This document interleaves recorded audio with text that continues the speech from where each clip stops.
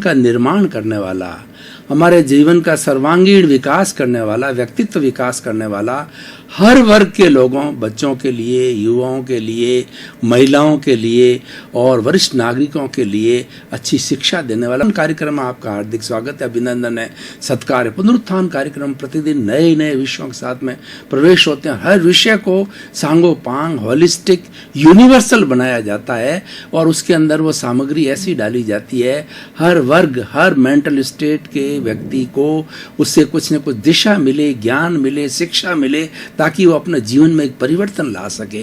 तो इसी क्रम में आज का विषय हमारी देशभक्ति के प्रति जुड़ा हुआ विषय है।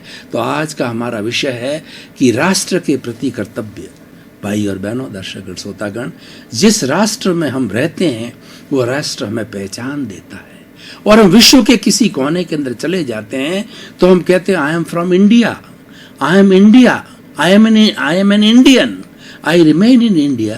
Or India is a country which is full of the spirituality, which is full of the religion, full of the temples, and where morality, tolerance, and all values regarding the culture and regard the human values are being taught there. ये हमारी संस्कृति, this is the philosophy of our country. तो हम दूसरे देश में जाकर के अपने देश की बात करते हैं, अपने देश की संस्कृति, अपने देश की विरासत और अपने देश की विशेषताएं, उसके बारे में बात करते हैं। यानी हमें देश है, राष्ट्र है, हमें एक पहचान देता है। आज विश्व के अंदर करीब 210 कंट्रीज है जिसके अंदर ज़्यादा से डेमोक्रेटिक कंट्रीज है और कुछ है ऐसे है जहाँ पर राज की व्यवस्था चल रही है, वहाँ पर किंग राज्य करता है। तो वहाँ भी लोग चाहते हैं कि हम भी स्वतंत्र हो, क्योंकि स्वतंत्र जो व्यक्ति होता है उसको कई तरह की स्वतंत्रता हासिल होती है। बोलने की स्वतंत्रता, धर्म की स्वतंत्रता, विचार प्रकट करने की स्वतंत्रता, जीने की स्वतंत्रता। क्यों कि लोकतंत्र के अंदर, लोकतंत्र क्या है? ये प्रजा का तंत्र है, ये जनता के द्वारा, जनता के लिए और जनता से है। यानी उस लोकतंत्र में हम भागीदार होते हैं, देश की उन्नति में हम भागीदार होते हैं। अब देखिए, हियर लाइज द पॉइंट, हम देश की उन्नति में भागीदार होते हैं क्योंकि लोकतंत्र में विश्वास करते हैं। और हमारा भारत है वो विश्व का सबसे बड़ा लोकतंत्र है, क्योंकि हम विश्व की 20% आबादी, हर 5वां व्यक्ति इस विश्व के अंदर हिंदुस्तानी है। तो हमारी ताकत का हम अंदाजा लगा सकते हैं। तब पर ये हमारी ताकत कब बनी रहेगी? जब हम देश के प्रति कर्तव्यशील रहेंगे, देश के प्रति भक्त रहेंगे, देश के प्रति समर्पित रहेंगे। तो आज हम व्याख्या करेंगे कि ऐसे कौन कौन से हमारे कर्तव्य हैं जो देश के प्रति होने चाहिए, ताकि हमारे देश का झंडा ऊंचा रहे, हमारे देश की आन बान शान ऊंची बनी रहे और विश्व में हम सिर उठा करके जी सके। विश्व के किसी कोने में हम चले जाएं तो जब हम कहें कि we are the Indians, I came from the India, तो लोगों को यह एक सरप्राइज होना चाहिए कि अच्छी कंट्री से आया। क्यों कि विश्व के हर कोने, विश्व के हर देश में हमारे भारतीय लोग रहते हैं, उन्होंने अच्छी साख बनाई है, इसीलिए हिंदुस्तान का आज विश्व के अंदर नाम है। तो मैं कर्तव्यों की बात करूंगा। सबसे पहली कर्तव्य की बात यह है कि हमारा जो चरित्र है वो बहुत ऊंचा होना चाहिए। हर व्यक्ति, क्योंकि उसके लोकतंत्र में, प्रजातंत्र में भागीदार है, तो वो चरित्रवान होना चाहिए। चरित्रवान होने का अर्थ ये है कि कोई वो ऐसा कार्य नहीं करे, कोई देश विरोधी हो, समाज विरोधी हो, समाज कंटक बन करके कार्य न करे, बल्कि समाज सेवक बन करके कार्य करे। वो परोपकार का कार्य करे, वो अपराध का कार्य न करे और वो ऐसी जघन्य वारदातों के अंदर भाग न ले जिससे हमारा देश को शर्मसार होना पड़े। वो ऐसी कौन कौन से अपराध है वो देखिए। सबसे बड़ा अपराध हिंसा। जो व्यक्ति अहिंसा में विश्वास करता है वह व्यक्ति स्वयं में प्रसन्न रहता है और उसके आसपास का सारा वातावरण, चाहे वो घर में रहता है, चाहे वो समाज में रहता है, चाहे देश में रहता है, तो वहाँ का सारा वातावरण अहिंसक बन जाता है, क्योंकि उसके जीवन का, उसके चरित्र का प्रभाव सब पर पड़ता है।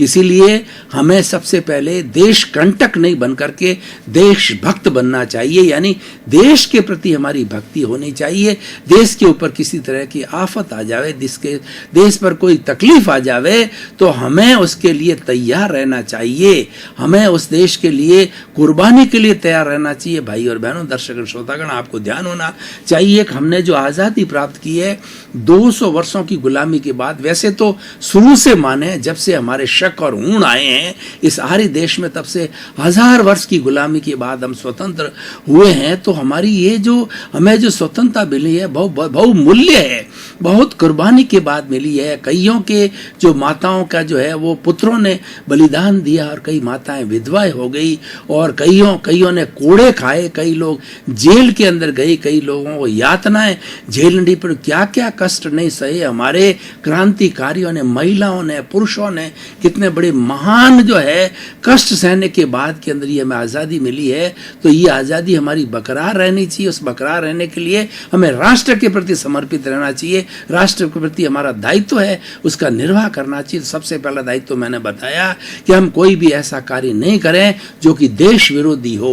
हमको कोई ऐसा कार्य नहीं करना कि विदेश के अंदर जो दूसरे दोस्त, जैसे मान लीजिए कि हमारा पड़ोसी देश है जो हमारे साथ में अच्छे संबंध नहीं रखता है, तो हम उसको हमारी पॉलिसीज को लीक आउट करें, हमारे यहाँ का जितनी सरहद है और हमारे भीतरी जो बातें हैं वो घुसपैठिए बन करके और उनको नहीं बतावें। ये सब देश के प्रति कृतज्ञता है, हमें देश के प्रति कृतज्ञ रहना है, देश के प्रति भक्ति रखने है, ये ध्यान रखने की बात होती है। दूसरी बात ये होती है कि हमारा देश का जो एक चरित्र है, देश का जो एक फिलॉसफी है, उसको बराबर मेंटेन करने के लिए और जो व्यक्ति चिंतक है उसको इस चीज़ का ध्यान रखना चाहिए कि हमारे देश के अंदर दूसरे लोग आवे, वो अतिथि देवो भव होते हैं, वो एक अतिथि के रूप में आते हैं। जैसे टूरिस्ट लोग आ गए या हमारे ऐसे विदेशी कुछ भाई आ गए जो कॉन्फ्रेंस करने के लिए आए हैं या देश के अंदर पर्यटन करने के लिए आए हैं, तो उनके साथ में हमें अच्छा सलूक करना चाहिए ताकि वो अपने देश में जाकर के वो ये कह सके कि भारत के लोग कितने सहृदय है, कि भारत के लोग कितने सद्भावना रखने वाले और कितनी हमारा आतिथ्य करने वाले। हमें दूसरे लोगों के साथ में अच्छा व्यवहार करना चाहिए, अच्छा ट्रीटमेंट करना चाहिए, उनकी हर तरीके से हेल्प करनी चाहिए। ये हमारा एक देश के प्रति उत्तरदायित्व है। तीसरा ये है कि हमारा देश का जो संचालन होता है वह एक लोकतांत्रिक प्रणाली से होता है। तो लोकतांत्रिक प्रणाली के अंदर हम लोग जो है वो अपने प्रतिनिधित्व को चुन करके भेजते हैं, चाहे एमएलए के रूप में, चाहे एमपी के रूप में, चाहे प्रधानमंत्री के रूप में, चाहे राष्ट्रपति के रूप के अंदर। तो हमारा चयन है वो बहुत सुंदर होना चाहिए कि जो व्यक्ति बहुत अच्छा गुण वाला है, जिसमें कोई देश के प्रति कुर्बान होने की, देश के प्रति कार्य करने की, देश के प्रति सेवा करने की जिसकी ललक हो, ऐसे लोगों को हमें आगे रखना चाहिए, ऐसा चुनना चाहिए जो कि अधिक से अधिक समय जो है जनता की भलाई के लगा सके, जनता के बीच में रह सके, जनता की समस्याओं को, अपनी समस्याएं रखे और वो समस्या को वो संसद के अंदर उठाए, राज्यसभा में उठाए, लोकसभा में उठाए या विधानसभा के अंदर उठाए और उन समस्याओं के उठाने के साथ साथ उन्हें जोर देना चाहिए कि हमारे लोगों का समस्याओं का निवारण किया जाए।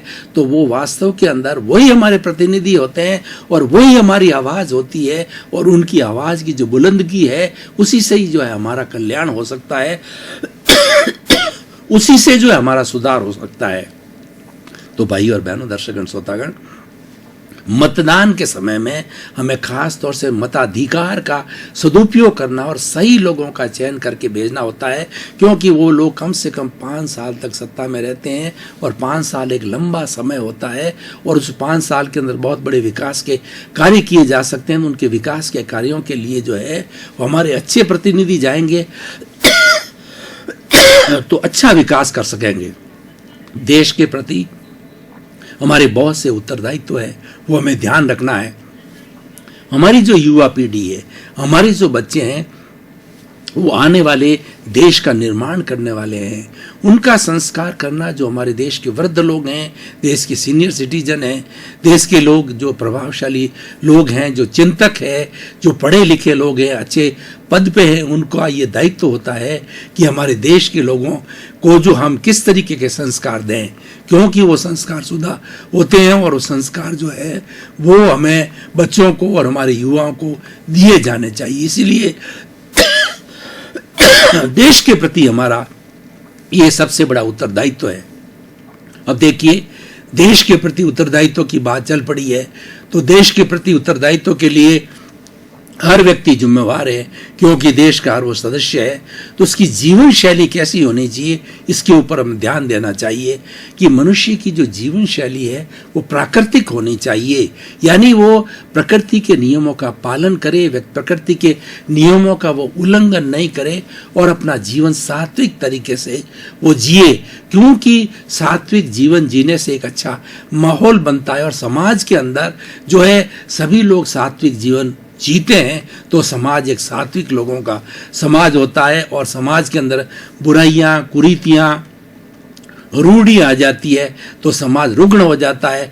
जब समाज रुग्ण होता है तो देश रुग्ण हो जाता है और देश की हमारी इमेज जो विश्व के अंदर जो है एक रुग्ण इमेज जाती है, अच्छी इमेज नहीं जाती है। जिस तरीके से एक टीम होती है, टीम के अंदर सभी खिलाड़ियों को टीम स्पिरिट से जो खेलना चाहिए तभी जाकर के टीम विजयी होती है। उसमें से अगर एक व्यक्ति भी रुग्ण है और टीम स्पिरिट से नहीं खेलता है तो वह उस टीम को हरा सकता है। इसीलिए हमारे हर नागरिक का ये दायित्व है कि हमारा जो देश के प्रति दायित्व है उन सब दायित्वों का हम भली प्रकार से निर्वाह करें। और दूसरा, जो कुछ भी हम कार्य करें उसका कुछ भाग हमारे अन्य भाई लोगों के निर्माण के लिए जाना चाहिए। हम बिजनेस कर रहे हैं तो इनकम टैक्स के माध्यम से, एक्साइज के माध्यम में, टैक्सेशन के माध्यम से वह सरकार तक पहुंचना चाहिए, क्योंकि जो इस तरीके की आय होती है वही आय जो है देश के ऊपर सभी लोगों के विकास के लिए बनाई गई है। और दूसरा, राष्ट्र के प्रति हमारा कर्तव्य है कि राष्ट्र के अंदर जितनी भी चल और अचल संपत्ति है उसका मालिक कौन है? उसका मालिक जनता है, क्योंकि सरकार तो संचालन करती है, 5 साल के बाद में सरकार बदल जाती है। उसका धनी धोरी कौन है? उसका मालिक कौन है? उसका मालिक जनता है। आज भारत की बात करें तो भारत का मालिक पूरी जनता है, एक एक सदस्य है। और उसके ऊपर अगर मान लो कर्जा है तो वो कर्जा एक एक सदस्य पर बढ़ता है और कोई भी क्रेडिट आती है तो पूरे देश को क्रेडिट जाती है। जब हमारी जो टीम जो जैसे मान लीजिए क्रिकेट की टीम जो है वो हमारा विश्व कप लेकर के आती है तो विश्व कप की जो है सराहना या विश्व कप की जो प्रतिष्ठा है भारत के हर नागरिक को जाती है। और वो नागरिक जब किसी देश के कोने के अंदर जाता है तो वो देश जो है उसकी प्रतिष्ठा करता है कि वो जो है विश्व विख्यात जो है वो कप जो जीत करके आए उस देश भारत के लोग रहने वाले हैं।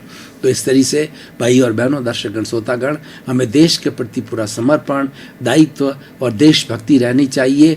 और देशभक्ति के लिए और भी बहुत सी चीज़ें हैं जिसका कि हमें ध्यान रखना चाहिए। जो कुछ भी हम कार्य करें, सुबह से लेकर के शाम तक हमारा कार्य, जीवन भर हम कोई कार्यकलाप करें तो हमेशा ये ध्यान रखना चाहिए कि मुझे कोई भी ऐसा कार्य नहीं करना है जिससे मेरे समाज की बदनामी हो, जिससे मेरे देश की बदनामी हो, क्योंकि एक मछली सारे तालाब को गंदा करती। कुछ असामाजिक तत्व बहुत थोड़े होते हैं, जैसे आतंकवाद की बात करूं, ये देशद्रोही एक्टिविटी है।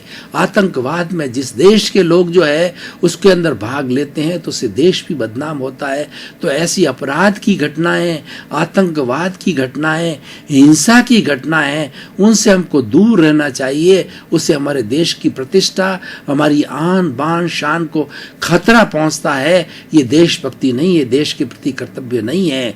तो देश के प्रति हमारा, अगर हम कंक्लूजन की बात करें, निष्कर्ष की बात करें, जैसे कि हमारे पुनरुत्थान कार्यक्रम की परंपरा है, तो मैं कहना चाहूंगा कि जिस देश में हम रहते हैं और जिस देश की जलवायु, आब हवा, भोजन, पानी का हम उपयोग करते हैं, उस देश के प्रति हमारा दायित्व है, उस देश के प्रति हमारी रिस्पॉन्सिबिलिटी है कि इस देश की जितनी भी संपत्ति है उसको नुकसान न पहुंचाएं, इस देश का पर्यावरण है उसको गंदा न करें, हमारी जो नेचर माँ है उसको पॉल्यूट नहीं करें, अधिक दोहन नहीं करें। दोहन कैसा होता है कि हम अपने स्वार्थ के लिए जो है जमीन को खोदते रहें और खोद कर कि उसका दोहन करने से जो है जमीन में अनबैलेंस हो जाता है। उस अनबैलेंस से भूकंप आता है, अतिवृष्टि आती है, अनावृष्टि आती है और हम लोग सारी जनता तकलीफ पहुंचाती। कुछ लोग ऐसे असामाजिक तत्व होते हैं, स्वार्थी तत्व होते हैं जो अपनी स्वार्थ के लिए कुछ भी करने को तैयार होते हैं, लेकिन उसका खामियाजा है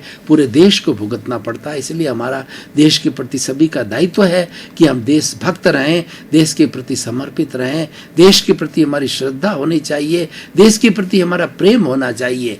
और सबसे बड़ी बात मैं कहना चाहूँगा कि जिस देश में रह रहे हैं और सारी देश के नागरिक हमारे भाई भाई है, मैं विश्व स्तर की बात नहीं कर रहा हूँ, मैं अभी देश की बात कर रहा हूँ। तो देश में जीने वाले 125 करोड़ है, मैं एक भाई बहन की तरह है, एक परिवार की तरह है, और मैं परिवार की तरह जीने चाहिए। हम कहीं भी सफ़र के अंदर बाहर जाए, पब्लिक प्लेटफॉर्म पर जाने, तो हमारा व्यवहार जो है उस व्यक्ति के प्रति हमारा भाईचारा का होना चाहिए, सहयोग का होना चाहिए, संवेदना का होना चाहिए। अगर कोई पब्लिक प्लेस के अंदर हमारा भाई कोई बीमार पड़ जाता है, कोई तकलीफ में पड़ जाता है, उसकी हर तरीके से तन मन धन से सेवा की जानी चाहिए, ताकि हमारा भारत का हर नागरिक ये समझे कि मैं अकेला नहीं हूँ, मेरे पीछे पूरा परिवार है, पूरा देश मेरा परिवार है, और जब कभी मुझे कष्ट आता तो लोगों उसका सहयोग मेरा। इसी से भाईचारा बना है। भाईचारा का अर्थ ये होता है एक भाई के प्रति जो है प्रेम करे, सद्भावना रखे, सहयोग रखे, और friend need in friend is deed. वास्तव में सच्चा मित्र वह होता है जो दूसरे मित्र की मदद करता है। हमें भी एक सच्चे मित्र की तरह हमारे देश के लोगों के साथ में बर्ताव करना चाहिए, तभी हमारी देशभक्ति दृढ़ होती है। तो भाई और बहनों, दर्शकगण, श्रोतागण, हम कंक्लूजन की बात करें, निष्कर्ष की बात करें कि देश के प्रति भक्ति, देश के प्रति प्रेम और देश के प्रति जो है हमारा आदर और सम्मान है, वह हमें प्रतिष्ठा दिलाता है। देखिए, हमारे देश को आज़ाद करने के लिए या देश की सुरक्षा के लिए कितने हमारे शहीद भाई फ्रंटियर्स के ऊपर अपनी जान की बाजी लगा देते हैं। तो उन शहीदों का हमें ध्यान रखना चाहिए।